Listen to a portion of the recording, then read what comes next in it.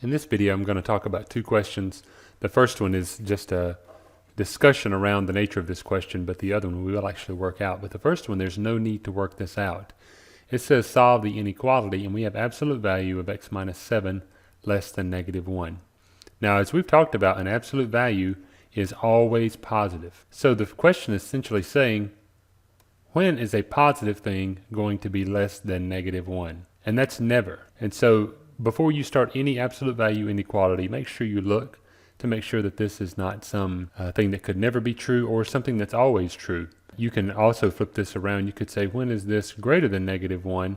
And it's always greater than negative 1, right? So you could have a situation where it's all numbers make it true. Now on to this problem over here. To solve an absolute value inequality, remember we set it up. There's the possibility that 4 minus 3x is greater than or equal to 8. That's the assumption that everything that's in the absolute value works out to be a positive.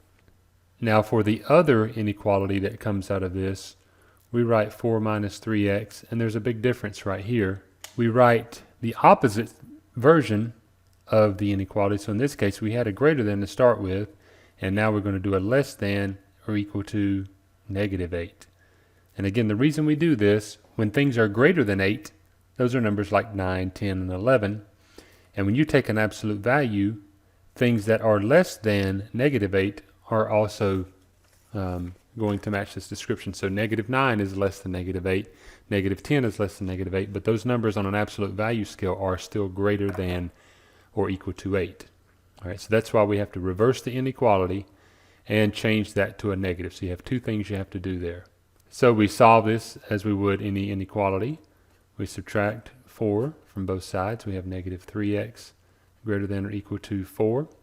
And now we divide both sides by negative 3. And when we divide by negative 3, we have to flip the inequality right here. X less than or equal to negative 4/3.